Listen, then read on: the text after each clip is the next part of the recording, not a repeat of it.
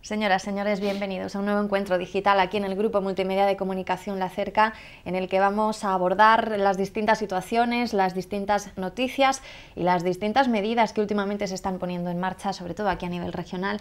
Vamos a ver la visión de todos esos asuntos desde la óptica de Izquierda Unida y a través de su coordinador regional, porque ya tenemos aquí en nuestras instalaciones a Daniel Martínez. Bienvenido y buen día. Muchas gracias, buenos días. Daniel, conforme están las cosas y conforme está la vida y con la que está cayendo, ¿hay hueco para las vacaciones? Bueno, hueco para descansar tiene que haber y sí que se hace un huequecillo. ¿Pero se logra desconectar del todo? Desconectar del todo es complicado, porque cuando no es por una cosa es por otra, como decimos en los pueblos. Pero bueno, en estas fechas y en los próximos días, pues pasaremos unos días más tranquilos en el pueblo. Aunque estaremos organizando actividades, verbenas y todo ello, pero bueno, desconectaremos un poco, aunque tampoco, la verdad es que es complicado y tampoco en mi caso soy de desconectar mucho. Seguimos trabajando, aunque sea con menor intensidad. Y luego también, sí que es verdad que son necesarias las vacaciones, por supuesto. Pero yo, en este caso, en mi dedicación a la política o como alcalde, pues la verdad es que es algo que me gusta mucho y tampoco necesito desconectar, aunque no sea ese el mejor ejemplo, por supuesto. Yo creo que cuando se está trabajando hay que disfrutar de las vacaciones y hay que tener espacios para desconectar y descansar, porque si no es imposible seguir al ritmo que se requiere. Y sobre todo para renovar fuerzas, cargar pilas, como se dice, porque Sí. los meses que vienen se aventuran intensos. La verdad es que sí, la verdad es que sí. En las elecciones europeas se abrió un nuevo ciclo político en este país, un ciclo político de cambio muy intenso, y los próximos meses van a ser fundamentales en ese nuevo cambio, en ese nuevo ciclo político, porque estamos casi ya en elecciones municipales, elecciones autonómicas, elecciones generales también muy cercanas, y asuntos fundamentales que se van a ir dirimiendo en los próximos meses y que por tanto sí que es verdad que van a ser muy intensos, desde luego también muy ilusionantes para nosotros, para el proyecto de Izquierda Unida. Vamos a hablar ahora con más detalle de eso. Hace unas semanas, desde Izquierda Unida en Castilla-La Mancha, poníais en marcha esa campaña bajo el lema "Reservado el derecho de admisión". Hacíais referencia a lo que por entonces era esa propuesta que se lanzaba desde las filas del Partido Popular Regional para primero en su momento reformar el Estatuto de Autonomía y después modificar la ley electoral. Ahora eso es un hecho, es una realidad, Sí. frente a la que no sé qué medidas habéis intentado tomar en los días previos a que se hiciese real, y sobre la que ahora imagino que también tendréis planteadas una serie de medidas para intentar de alguna manera dar la vuelta a la situación. Claro, bueno, nosotros principalmente lo que estamos haciendo, vamos a seguir haciendo, lo hemos hecho hasta ahora también, es explicar los efectos de esta reforma electoral de Cospedal y concienciar a los ciudadanos de lo que significa y lo que pretende Cospedal realmente con esta reforma. Hay que decir que en Castilla-La Mancha pasa algo inaudito. Cada presidente de Castilla-La Mancha ha modificado la ley electoral, en este caso presidenta, y en este caso dos veces, una vez para aumentar diputados y otra para disminuirlos. Algo que desde luego tenemos que reflexionar también la gente que vivimos en esta región de por qué en Castilla-La Mancha pasa esto. ¿Por qué se modifica la ley electoral? Algo que no pasa en ningún otro país ni en ninguna otra región. ¿Y por qué se modifica? ¿Para qué? ¿Por qué y para qué? Pues nosotros lo tenemos muy claro. Se modifica para ganar las elecciones antes de que se celebren. Y eso es lo que pretende Cospedal, trampear las normas electorales para que cuando llegue el año que viene, el rechazo a sus políticas, la movilización, la rebeldía y sobre todo el rechazo también a su figura como posible y futura candidata en Castilla-La Mancha, pues que eso se vea amortiguado por una ley electoral que no transformará la voluntad de los ciudadanos en escaños en las Cortes de Castilla-La Mancha. Además es una reforma que nosotros consideramos que es antidemocrática. Si es que y un desprecio a los ciudadanos. Si es que ¿Cuáles son los efectos que vosotros denunciáis de sí, lo que por va ejemplo, a ser esta nueva ley? Castilla-La Mancha va a tener 33 diputados y diputadas en las Cortes regionales. Y sin embargo, en las diputaciones provinciales, que no elige nadie, instituciones opacas que se dedican simplemente a gastar dinero, podríamos decir, entre comillas, aunque su función tienen, pues en la Diputación de Albacete hay 25 diputados y diputadas, y en la de Cuenca 25 diputados y diputadas, en Castilla-La Mancha 33. Pero es que las Cortes de Castilla-La Mancha tienen que controlar un presupuesto de 8.000 millones de euros. ¿Quién va a controlar ese presupuesto? Pero además de todo ello, somos una región con más de 2 millones de habitantes, somos una región con 5 provincias, de las más extensas del país. Vamos a tener los mismos diputados que La Rioja. La Rioja tiene menos habitantes que Albacete, que solo Albacete, con 320.000 habitantes y un presupuesto de 1.200 millones de euros. Y tendrá 33 diputados, los mismos que Castilla-La Mancha. Hay más efectos de esta reforma. Desde luego es antidemocrática e inconstitucional, porque no se puede hacer una ley electoral absolutamente injusta, que no solo reduce los escaños a la mitad, es que los reparte para los partidos, solo para los partidos mayoritarios. No se puede hacer esa ley y respetar principios básicos de nuestra Constitución, como son el pluralismo político, por ejemplo, o la igualdad en el voto. Si Cospedal lo que quiere es que el voto que llegue a ella valga 10 veces más que el voto que llegue a formaciones políticas como pueden ser la de Izquierda Unida, como puede ser ECUO, como puede ser otra serie de partidos, o Podemos incluso, si se presenta a las elecciones. Prácticamente desaparece la posibilidad de que estos partidos minoritarios accedan. Yo simplemente, ahora entro en la cuestión, simplemente quería terminar diciendo que los principales perjudicados de esta reforma, desde luego podemos ser partidos políticos que no somos el bipartidismo, que no somos PP y PSOE, podríamos serlos, podríamos obtener un diputado o dos, bueno, pues eso estaría ahí, o podríamos estar en un momento determinado en las Cortes o no, según decidieran los ciudadanos. Al final va a ser lo que decidan los ciudadanos. Pero el problema verdadero de esta reforma es que se quieren seguir imponiendo las políticas de un régimen como el actual, que está absolutamente corrompido y que cuenta con el rechazo de la mayoría social. Se quieren imponer las políticas de Cospedal, de privatización de servicios públicos, de desmantelamiento, por ejemplo, de servicios sociales. No hay inversión pública en esta región, no hay creación de empleo. Se están quedando las familias sin sus casas. Bueno, por todas esas políticas son las que quiere Cospedal seguir imponiendo en la próxima legislatura. Por eso ha hecho esta reforma electoral. Entonces, eso lo tenemos que tener muy claro. Y nosotros tenemos un ejemplo que quiero trasladar a los ciudadanos y a la gente de Castilla-La Mancha, porque es lo más claro que se puede hacer. La reforma electoral de Cospedal, si ella se sale con la suya, si se sale con lo que pretende, significa que en Castilla-La Mancha habrá más gente sin pan, más gente sin techo, más gente sin trabajo y más gente sin dignidad. Yo creo que se toca incluso la dignidad de una región como es esta. ¿Os habéis planteado algún tipo de medida? Se anunciaba que incluso ibais a acudir, si era necesario, al ámbito europeo para denunciar esta situación. No sé si está en marcha. Claro, hemos planteado varias medidas. Primero estamos elaborando un documento que estará ya listo en unos días, donde nosotros reflejamos no ya nuestra opinión política, nuestra valoración política, que la tenemos y la tenemos clara, sino también ya un estudio jurídico y una valoración jurídica de por qué nosotros consideramos que esa reforma es inconstitucional. Y esa valoración jurídica que vamos a tener en breve, pues nos servirá, por ejemplo, para acudir a la Defensora del Pueblo, para intentar un recurso al Tribunal Constitucional y, desde luego, a tomar medidas en Europa. Hay que decir que esta reforma de Cospedal es que incluso nos sitúa fuera de los parámetros democráticos que exige la Unión Europea para cualquier país que se vaya a incorporar a esta Unión Europea. Por ejemplo, cuando se negocia con Turquía que entre en la Unión Europea, pues se le pide que la barrera electoral del 10% no se mantenga, es decir, para entrar en el Parlamento turco que haya menos de un 10% del voto con el que se pueda entrar. Sin embargo, en Castilla-La Mancha, con esta reforma de Cospedal, estamos hablando de que una formación política que obtenga, por ejemplo, una media de un 8, un 10%, un 12% a nivel autonómico, pues se pueda quedar fuera de las Cortes regionales. Y sin embargo, otra que obtenga un 30% del voto de los votantes, con un 30% pueda obtener la mayoría absoluta, es decir, más del 50% de diputados. Nosotros creemos que son parámetros que no entran dentro de una democracia avanzada como la que pretendemos. Por tanto, también, desde luego, plantearemos quejas y peticiones a nivel europeo. Pero la medida fundamental que hay que tomar ante esta reforma es que el Cospedal no se salga con la suya, que se pueda romper el bipartidismo en las próximas elecciones autonómicas y que de verdad se abra un nuevo ciclo político también en esta región. Rompamos con ese bipartidismo y rompamos con las políticas de derechas tan injustas que tanta pobreza, que tanto paro y que tanta injusticia están provocando en Castilla-La Mancha, porque esa es la realidad de Castilla-La Mancha, no la que intentan vender nosotros.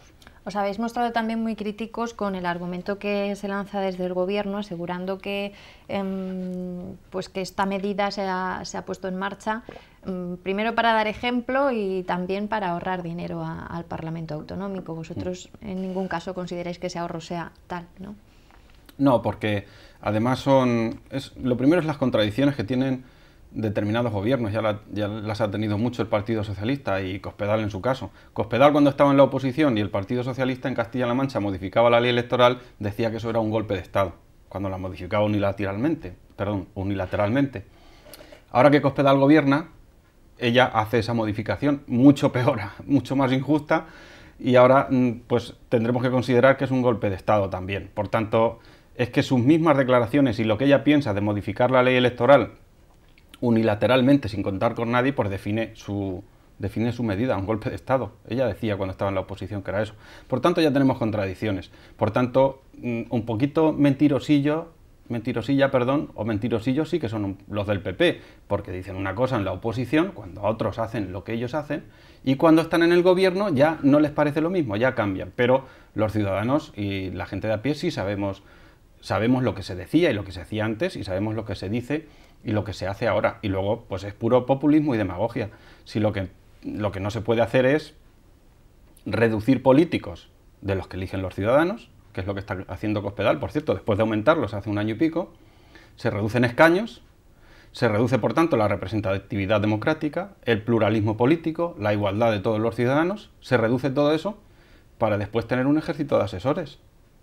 Un ejército de asesores que no están al servicio ni de los ciudadanos, ni representan la soberanía popular, están al servicio de quien los contrata, que es el gobierno de Cospedal, en pues altos cargos, en sus consejerías, etcétera, etcétera. Por ejemplo, ese presunto ahorro que va a haber por reducir a la mitad, o más o menos a la mitad, el número de escaños, pues es 7 veces menos de lo que se gasta en personal de confianza directo Cospedal, en personal eventual, contratado de forma directa, choferes, asesores, etcétera, etcétera, que no están al servicio de los ciudadanos. Eso, por ejemplo. Pero es que además en la partida de la presidencia de la Junta de Comunidades es que este año 2014 hay presupuestado casi 60 millones de euros. Sin embargo, las Cortes de Castilla-La Mancha tienen un presupuesto de 8 millones de euros. Bueno, pues si se quiere dar ejemplo, nosotros se lo ponemos muy fácil. Quite usted políticos elegidos a dedo, quítelos usted y no quite a los que eligen los ciudadanos. Y además representan la soberanía popular y representan lo básico en una democracia, es decir, lo que eligen los ciudadanos y quien quieren los ciudadanos que puedan defender sus intereses. Y además de todo eso, pues también lo que queda claro es que los 6 diputados, por ejemplo, que se van a elegir en Albacete, que incluso podrán ser uno de un partido, otro de otro, además que no tendrán sueldo, pues hombre, yo no sé cómo van a hacer leyes, si no tienen dedicación exclusiva. Y son uno a lo mejor por partido o por grupo, o dos. ¿Cómo van a hacer leyes?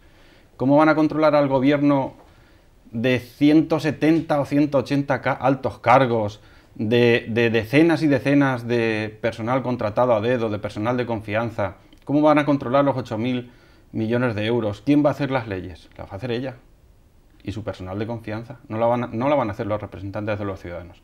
Por tanto, hay mucho populismo y demagogia en esta medida. Y además se dice, es que se va a extender a otras regiones. No se va a extender a otras regiones, ni mucho menos. Porque ya la situación de Castilla-La Mancha es que ya venía de forma muy delicada. En Cataluña van a reducir el número de diputados o diputadas. No lo van a reducir, ni lo van a reducir en otra región. Y en todo caso, por ejemplo, en Cantabria van a reducir 2. O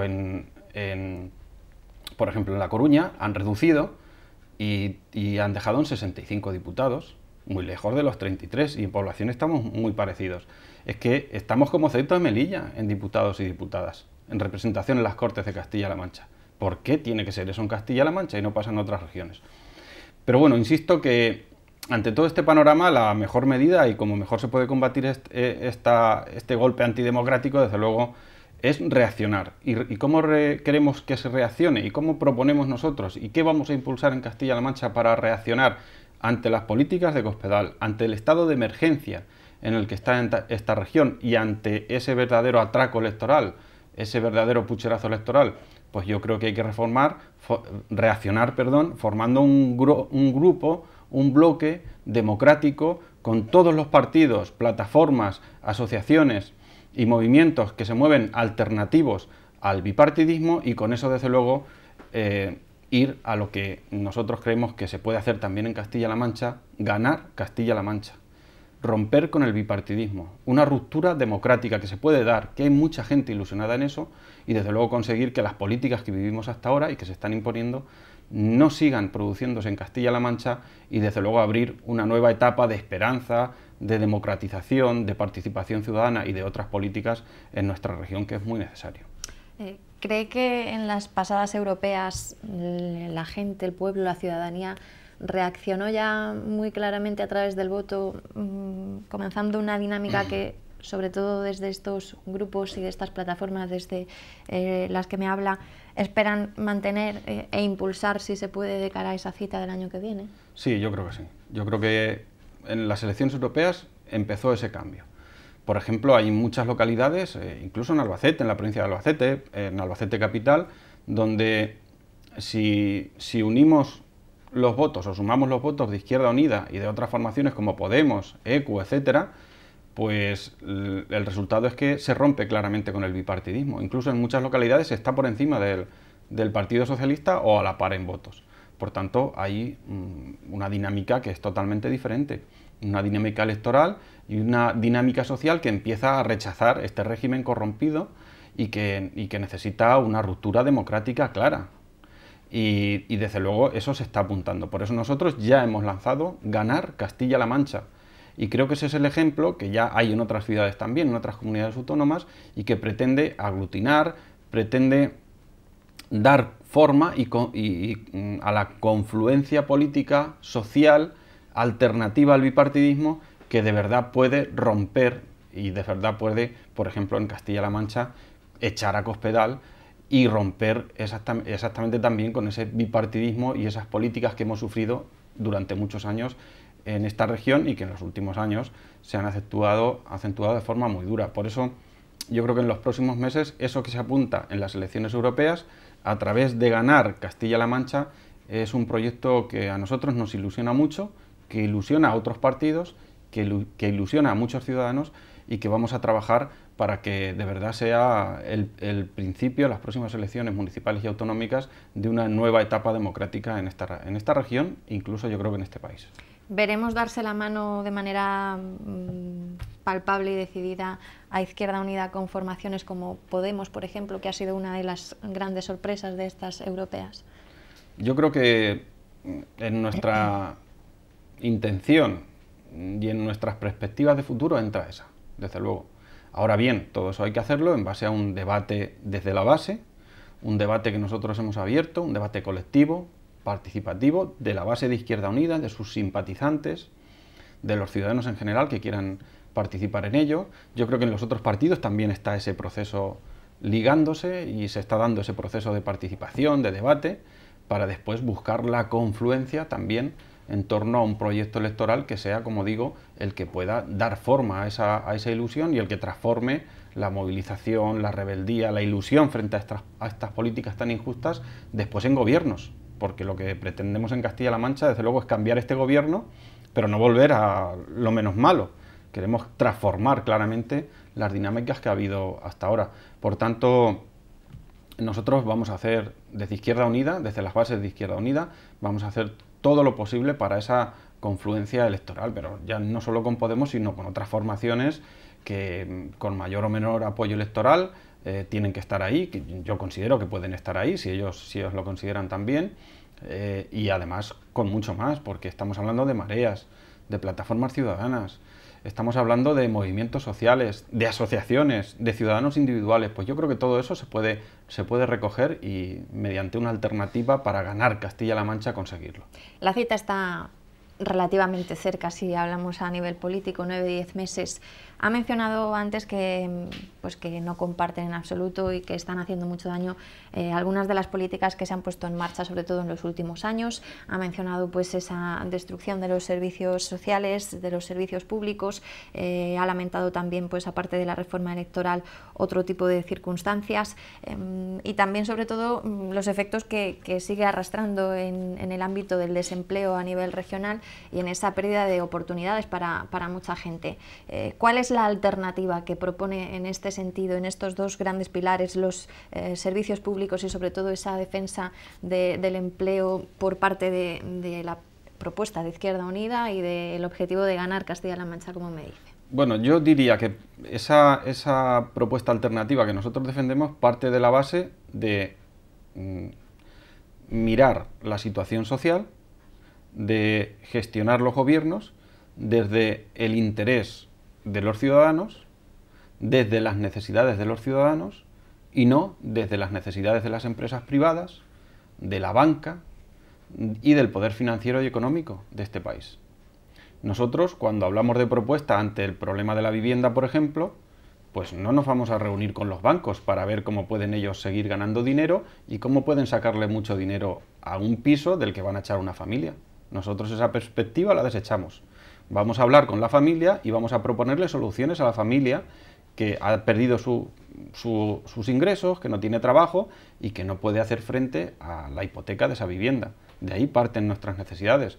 Cuando hablamos de la sanidad pública, pues hablamos de que tiene que ser universal, de que tiene que ser gratuita y de que todos los ciudadanos, por ejemplo de Castilla-La Mancha, independientemente de su renta, del poder adquisitivo, es decir, de lo que ganen o de lo que tengan una asistencia sanitaria de calidad, de la mayor calidad posible a su alcance. Cuando hablamos de educación, pues no hablamos de excelencia ni elitismos, es decir, que el que pueda que se la pague y los demás, pues ahí queda lo poco que quede de la educación pública. Más de 7.000 docentes se han ido al paro en Castilla-La Mancha en los últimos años. Bueno, pues nuestras propuestas parten desde esa perspectiva. Nuestras propuestas parten de que cuando se abre el grifo del agua, pues que sepamos que ese agua está gestionada desde lo público, no para ganarle dinero al agua, o que cuando cualquier perspectiva de gestión no se haga desde la perspectiva de que una empresa, incluso algunos amigos, pues tengan que ganarle dinero a ese servicio público. Desde esa perspectiva y desde luego en avances democráticos, en un tiempo en el que los ciudadanos quieren participar en las decisiones que toman sus administraciones, que toman los políticos, quieren conocer todo lo que se mueve en torno a una administración, quieren saber los números, las cifras, quieren que se gestione con transparencia. Pues todo eso dar posibilidad también. De ahí parten nuestras propuestas principales y en eso pues hay unos ejes prioritarios. Por ejemplo, la creación, la toma de medidas y la creación de empleo. Inversión pública en creación de empleo. No se está produciendo de ningún tipo. Castilla-La Mancha, bueno, pues cuando mejora un poco la coyuntura, mejora un poco las contrataciones, el turismo, pues ofrece algún dato positivo en torno a las cifras de parados.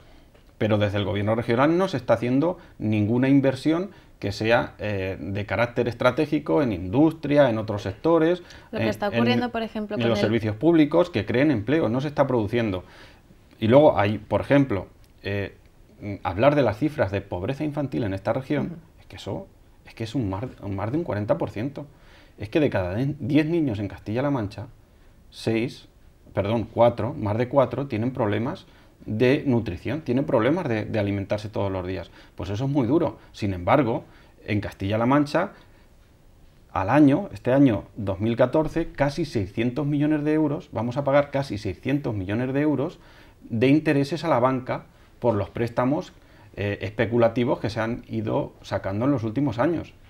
Y si destinamos 600 millones a pagar intereses a la banca, es que no destinamos ni 3 millones para luchar contra la pobreza infantil en Castilla-La Mancha, por ejemplo. Bueno, pues ese tipo de medidas parten de la visión más humana, más democrática posible de las políticas que se pueden hacer al frente de las administraciones. Le decía, la situación que estamos viendo, por ejemplo, en una empresa como Elcogas en Puerto Llano, es uno de los ejemplos de esa industrialización que se pierde en cierta medida y que intentamos evitar que no sea así. Sí, porque, bueno, Elcogas no es muy conocido en Castilla-La Mancha, es una empresa que no es muy conocida ahora con el conflicto, pero sí que es verdad que es puntera en innovación, que es puntera en nuevas tecnologías, en investigación, incluso tiene convenios con la Universidad de Castilla-La Mancha. Es que vienen empresas chinas a formarse aquí, en Elcogas, porque es un modelo de no producción de CO2, de producción energética limpia, que aprovecha además el carbón que está a 1 kilómetro allí en Puerto Llano para producir esa energía. Puede incluso producir energía a través de la limpieza de los montes. Por tanto, es un proyecto que yo creo que emblemático incluso, podríamos decir, y que así incluso apoyó la Unión Europea en su momento.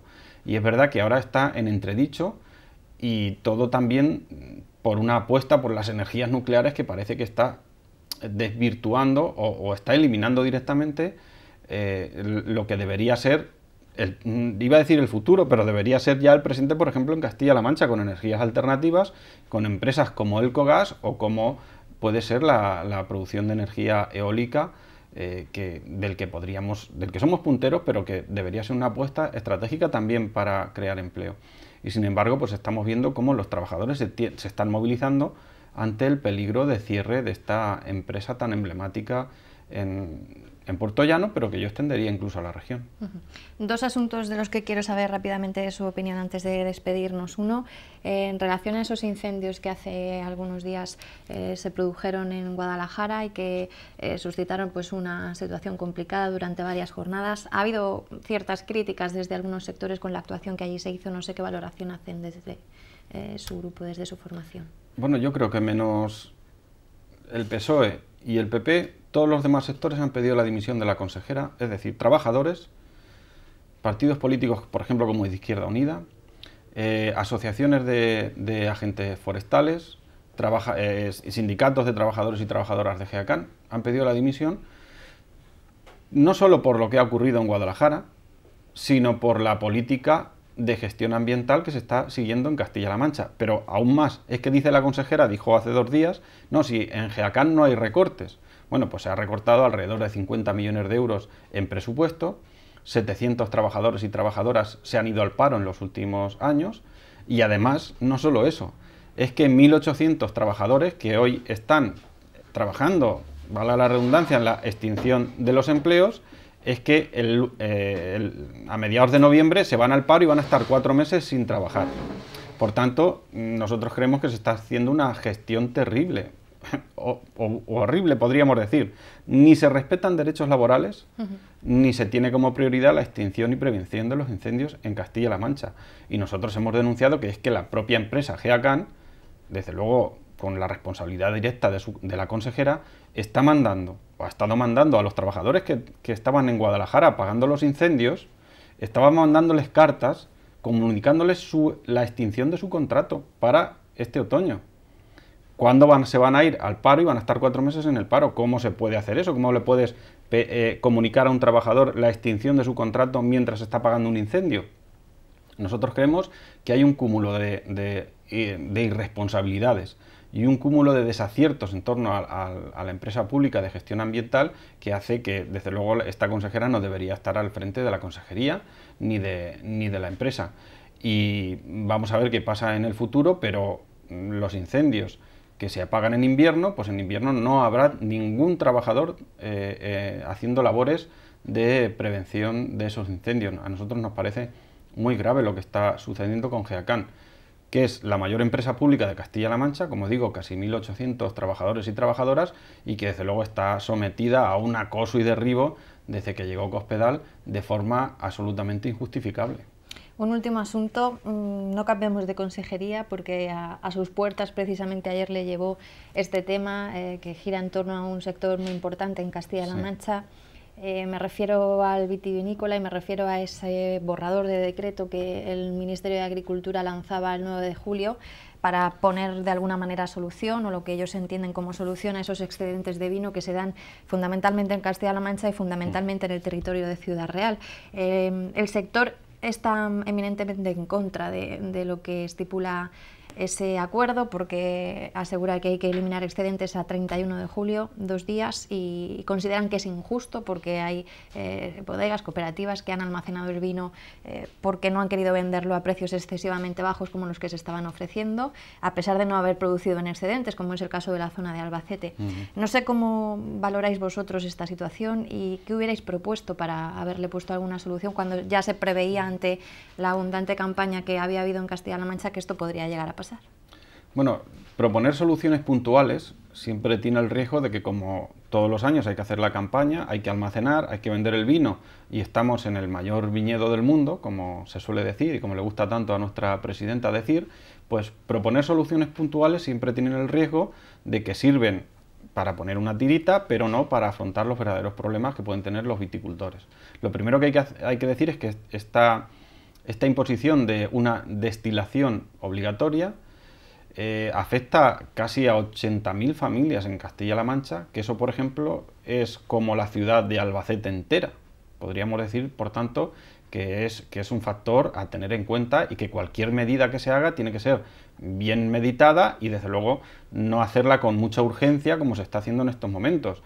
Y, desde luego, forzar una destilación de este tipo, anunciando a bombo y platillo que es que hay mucho vino y que si no sale a precio tirado, que incluso va a haber poco menos que abrir los grifos de la bodega para que se vayan al desagüe, por ejemplo, pues desde luego no está ayudando nada al sector en Castilla-La Mancha, ni está ayudando a las cooperativas.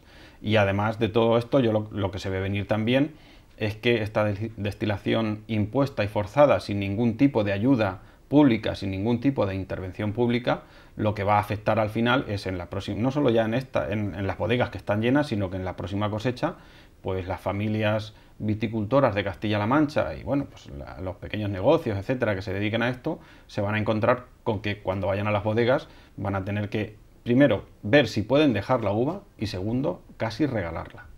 Ese va a ser el final. Por tanto, yo creo que con esta destilación forzada se arruina la campaña del año pasado en cierta forma, pero también la que viene. Nosotros creemos que si se va a una destilación, tiene que ser una destilación intervenida desde lo público y que, desde luego, lo que posibilite es que la gente pueda, por lo menos, costear lo que lleva todo el año de mantenimiento de ese viñedo y después recolectar la uva. Por lo menos eso, porque es que vamos a una cosecha de uva que los viticultores van a tener problemas para llevarlos a las bodegas, pero además, si las llevan, es que va a ser a precios tirados que no cubren costes. Y ojo cuando hablamos de la intervención pública, que haya gente que le dice, madre mía, intervención pública. Podemos poner ya muchos ejemplos de la intervención pública, cómo se hace la intervención pública y cómo se regala dinero a expuertas a determinadas entidades. La Catalunya Bank hubo una intervención pública de 13.000 millones y vamos a regalar 11.000. Del impuesto de todos los castellano-manchegos, por ejemplo, casi 300 euros por persona. Sin embargo, no se pueden intervenir en sectores tan vitales y con dinero público como es el del vino. Y podría haber otros ejemplos, pero bueno, es que hay dinero para rescatar a la banca, pero no hay dinero para otras cosas, como puede ser rescatar a las familias que se pueden ver desplazadas de su vivienda o que les echan de su vivienda, y no se puede rescatar tampoco el sector del vino o intervenir mínimamente en el sector del vino, sí en otros. Entonces, nosotros creemos que esta imposición es un error y que supone dejar un tanto tirada sobre todo a los viticultores y a la gente que va a tener que cosechar esa uva o recolectar esa uva en los próximos días. Daniel, ha sido un placer tener esta visión de los grandes asuntos que ahora mismo se perfilan sobre la región, de cara también a esa cita de la que hemos hablado al comienzo, en 9-10 meses con las urnas a nivel autonómico y municipal. Desde aquí le deseamos que pase un feliz verano y sobre todo que disfrute de las fiestas de su pueblo, del que además es alcalde, así que protagonismo directo. Que tengan unos días felices también por Muy ahí. bien, muchas gracias, igual a vosotros, y estáis invitados a las fiestas del Ballestero todos los días. Muchísimas gracias. Ustedes también, ya saben que si quieren se acercan por allí, que hay muchas actividades, nos lo ha estado comentando off the record antes de empezar, hay mucho preparado, así que si les apetece y tienen unos días libres, pues por allí que se acercan y disfrutan. Daniel Martínez, coordinador regional de Izquierda Unida aquí en Castilla-La Mancha, ha sido nuestro protagonista de estos encuentros digitales, encuentros que, como siempre les digo, pueden ver y rever las veces que hagan falta y que ustedes deseen, pues aquí a través de nuestra web www.lacerca.com. Cuídense mucho.